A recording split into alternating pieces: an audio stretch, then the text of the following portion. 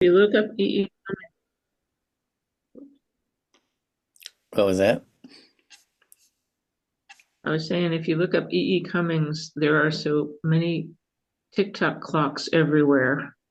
You'll find it has a lot to do with 605 Oh, why is that? because he's a poet. Oh, I just read that good. Well, let's see. Oh, I wrote a crappy poem today, so but I didn't write one last week, so I thought I'd better write something. Let's see. Where am I?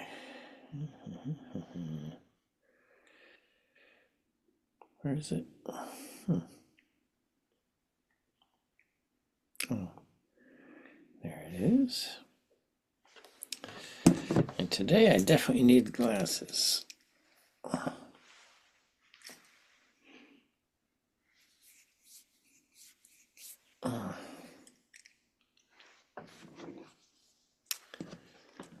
Well, when the dentist is the subject of a poem, you know it's not going to be a very good poem.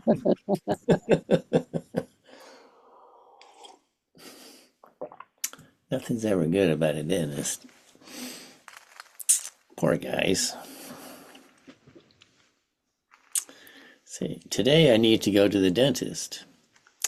I can't wait for it to be all over. I think I live a lot of my life this way. I can't wait for this day to be over. I can't wait for this job to be over so I can get a drink at the bar. I can't wait to grow up so I can do what I want. I'd rather it be. I can't wait for the bright morning to dawn. I can't wait for my lover to return. I can't wait for the next challenge, whatever it is. I can't wait to do a kindness. I can't wait to live a meaningful life. Now, can I not wait to see my dentist? Nah, that's asking too much. That's not a crappy poem. I like that. I like the way you put that about the not wanting to look at things being over, but rather on things that are coming up. I like that. Yeah, yeah. We spend too much time waiting for things to be over.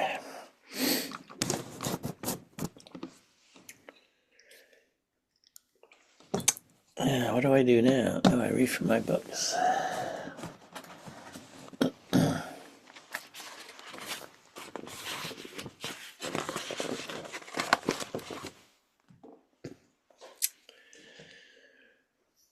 This is called Alone.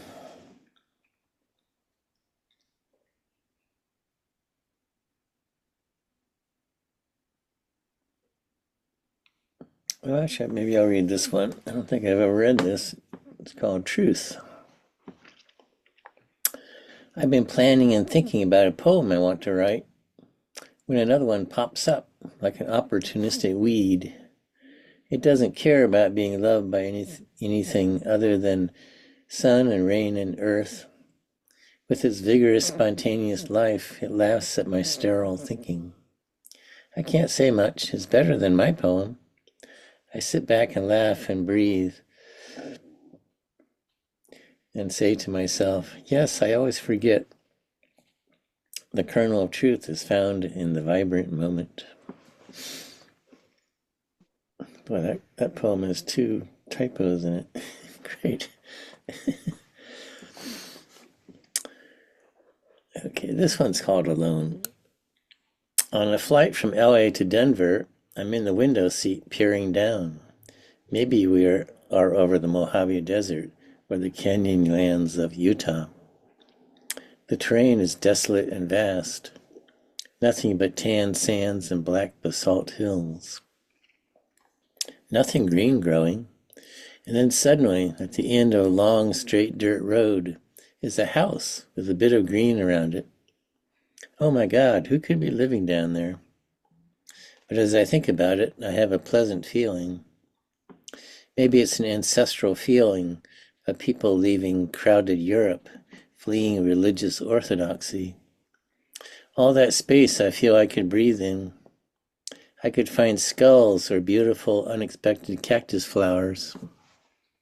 Oh, Brenda's coming.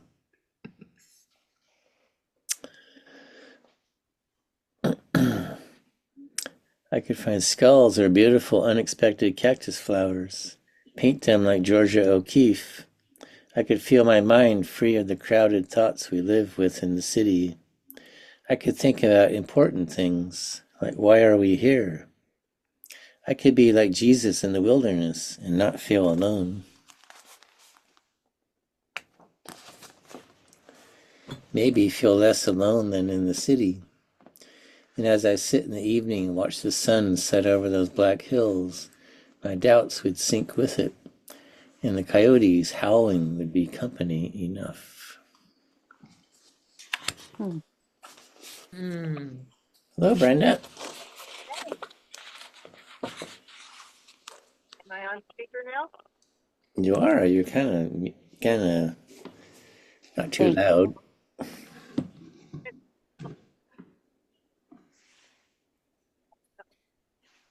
Now you're kind of. Well, I'll admit, but okay. You don't need to hear me. Okay. Anyway, we're glad you came. We started in. Yeah, of course. Yeah, I was driving a car, and now I'm at the power plant. the power plant. Yeah, the Potrero Hill Power Plant. Oh, Right down by the stack. It's this crazy place that they are developing into this huge facility now that they've gotten ownership of it. It used to be PG&E. oh, So, anyway, some kind of development, huh? Okay.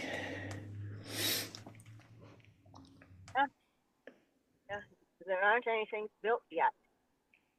That's one building named after this woman for low-income housing. Oh, This really? building they put here. Amazing. Huh. Yeah, that was hospital. Yeah, she managed to do that one, and then all the rest of them will be a high rent. Oh, yeah. For all the wealthy people. Poor people down Uh, okay, I'm gonna read one more poem here, and then read Glenda's and see how far I can get. This one's I wrote when I visited my friend in Milwaukee. Actually, that one before kind of came with it, the airplane one. Art. We're walking up to the art museum in Milwaukee. The architect has patterned it after a ship. Indeed, two giant sails open and close each day. Such creativity invites awe. Inside there is the usual old masters section, dark portraits of serious-looking nobility or religious figures. It was a period of somber realism. Walking along through the ages, we come to the Impressionists, experimenting with color and movement.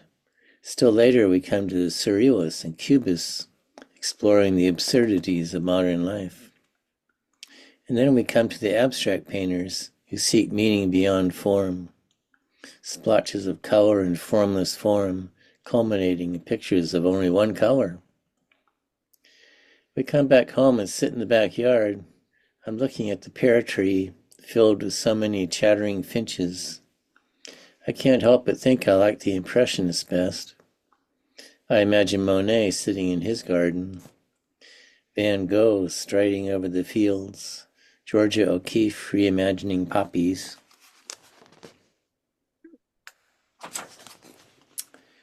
Yet when I let my eyes lift upwards to the pure blue sky, I can see why some painter might paint a totally blue canvas. Now when I see the sky and landscape all together, it makes the whole picture.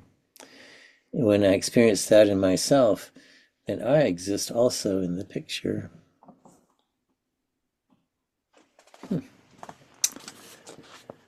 Okay. Was Well, you, John, right? huh? That was your poetry, right? Yeah, that's mine. You don't have that book? Maybe that's the newest. That's the newest book. Yeah, maybe you don't have the newest one. No, I don't. Well, maybe I can get you one when I see you.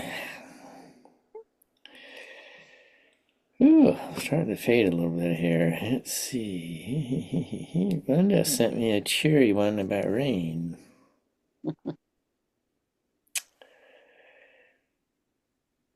This is Glenda's. Dance upon the pavement. Let the rain fall to dance upon the pavement. Choreographed drops that see no reason to linger. An accusation of rain with a generous mood. A moderately good play with a badly written third act. Something only Capote would write.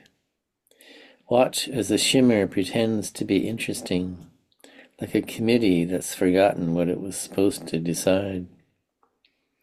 It washes the air with a notion of laughter, even as it tries not to weep from despair. In the confusion it sings as it tries to expound that the task of its gift is more than it seems. For rain brings its purpose with every drop danced, to wash away cobwebs and quench the earth's thirst, and promise tomorrow will be brighter because it danced on the pavement in a joyous ballet, and left me with a vow there'd be one more day, of raindrops that sparkle with dances on pavement meant to explain. Another great one, Glenda. Thank you, John. A bunch of nice lines. Choreographed drops that see no least reason to linger.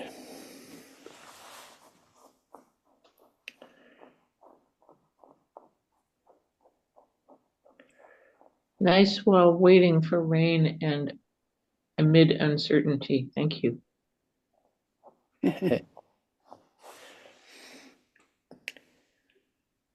I wonder what the accusation of rain is, though. Poetic license. Sounded good. Yeah, I know what you mean.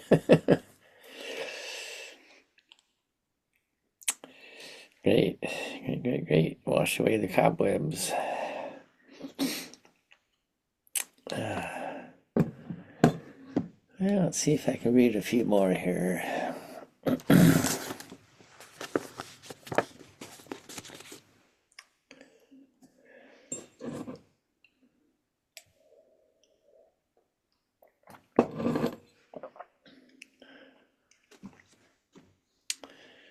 Oh, here's one I read a lot, but I like it for some reason. Daybreak by Galway O'Kinnell. I feel like with this bad tongue, I'm sort of like can't pronounce it correctly. Not noticeable. Maybe I always sound that way. No, that's not what I meant.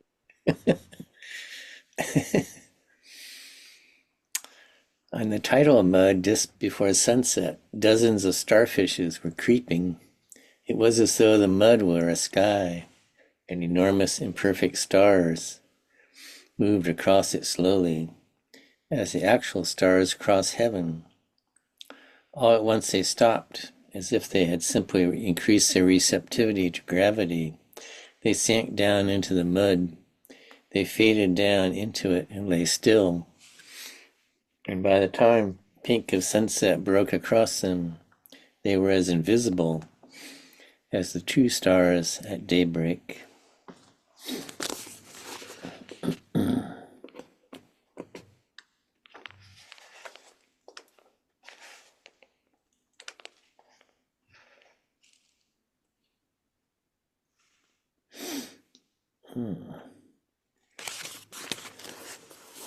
Here's an old timey one by Tennyson. Merlin's riddling. Oh, here's a rain one. Rain, rain and sun, a rainbow in the sky. A young man will be wiser by and by. An old man's wit may wander ere he die. Rain, rain and sun, a rainbow on the lea. And truth is this to me, and that to thee. And truth, or clothed or naked, let it be. Rain, sun, and rain, and the free blossoms blows. Sun, rain, and sun, where is he who knows? From the great deep to the great deep he goes. Hmm. Oh, that was called Merlin's Riddling. That makes sense.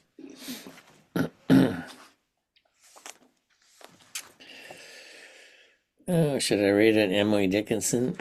I can never figure her out, but I think the hemlock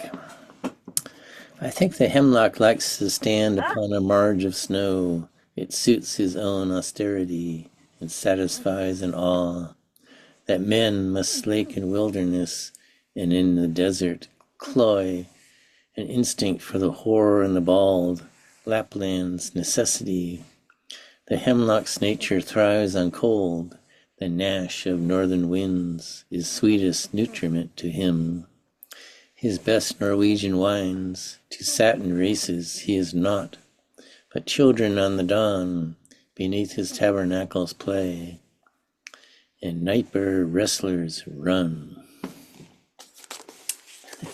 Whatever that means.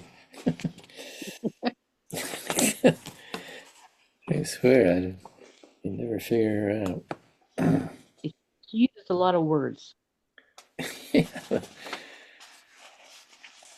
I think in her mind it all makes sense, but I'd be damned if I can figure it out. Although You're not alone. some people smarter than me probably can. It probably isn't about smart. Hmm? It probably isn't about smart. It's about. She said it's not about smart. Yeah. No, it doesn't mean you have to be smart. Just to be. What is another word? Interesting. I don't know. Yeah, I mean, Sensitive. Whatever. she's obviously a good wordsmith. And she's quite famous and people love her, so it must be me. No, I don't think it's you because I think I see it the same way. Maybe we're just two peas in a pod when it comes to that. Poetic license. That's it. Maybe she just spent too much time alone.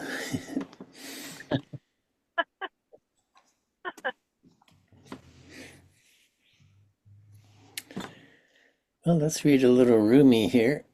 Night and sleep. At the time of night prayer, as the sun slides down, the route the senses walk uncloses, the route to the invisible opens. The angel's sleep then gathers and drives along the spirits, just as the mountain keeper gathers his sheep on a slope. And what amazing sights he offers to the descending sheep. Cities with sparkling streets, hyacinth gardens, emerald pastures. The spirit sees astounding beings. Turtles turn to men. Men turn to angels when sleep erases the banal. I think one could say the spirit goes back to its old home. It no longer remembers where it lives and loses its fatigue. It carries around in life so many griefs and loads and trembles under their weight. They are gone. It is all well.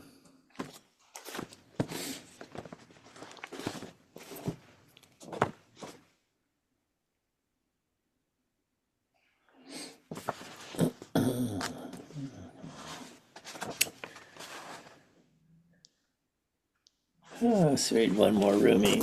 The jar with the dry rim. The mind is an ocean, and so many worlds are rolling there, mysterious, dimly seen. And our body is a cup floating on the ocean. Soon it will fill and sink. Not even one bubble will show where it went down. The spirit is so near that you can't see it. But reach for it. Don't be a jar full of water whose rim is always dry. Don't be the rider who gallops all night and never sees the horse that is beneath him.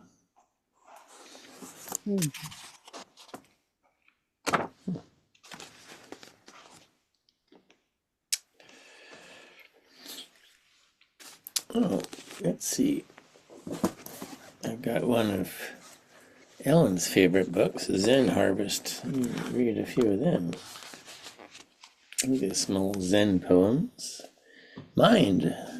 There's nothing like that really. If so, what's Sartori? Who gets that? What is mind like, I wonder? It's invisible and as large as the universe. I like that one. What's mind? The sounds of pine winds drawn on scroll from India ink.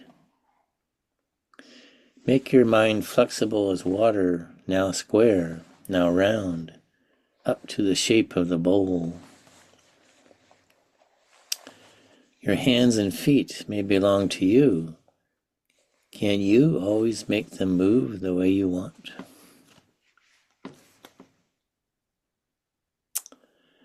What is it? What is that you call your mind? Your original mind is nothing from the beginning. Turn your mind into rocks and trees, then even the busy streets will be nothing but paradise. A busy street paradise. How nice to understand directly from mind to mind, not minding the difference of personalities. Mind is the one that reminds you of your illusory mind. Always mind your mind. Just mind. To sleep on a pillow with the moon, in perfect peace. What a joy. Okay, guys, I'm going to read a few Marys, and then I'm going to rest. Oops. Oh, this is a nice one.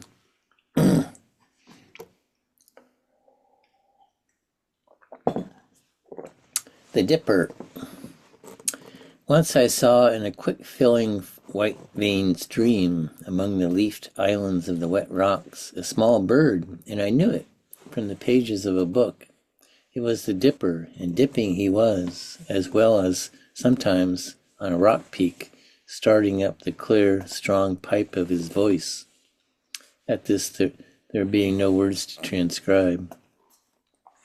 I had to bend forward, as it were, into his frame of mind, catching everything I could in the tone, cadence, sweetness, and briskness of his affirmative report. Though not by words, it was a more than satisfactory way to the bridge of understanding. This happened in Colorado more than a half century ago, or certainly than half my lifetime ago. And just as certainly he has been sleeping for decades in the leaves beside the stream, his crumble of white bones, his curl of flesh, comfortable even so. And still I hear him, and whenever I open the ponderous book of riddles, he sits there with his black feet hooked to the page, his eyes cheerful, still burning with water love. And thus the world is full of leaves and feathers and comfort and instruction. I do not even remember your name, great river. But since that hour I have lived simply in the joy of the body as full and clear as falling water, the pleasures of the mind, like a dark bird dipping in and out, tasting and singing. What a great poem. Okay, I think that's all my voice is going to do tonight. Thank you, John. But I'm glad you guys came. Well, And, thank you. Thank you.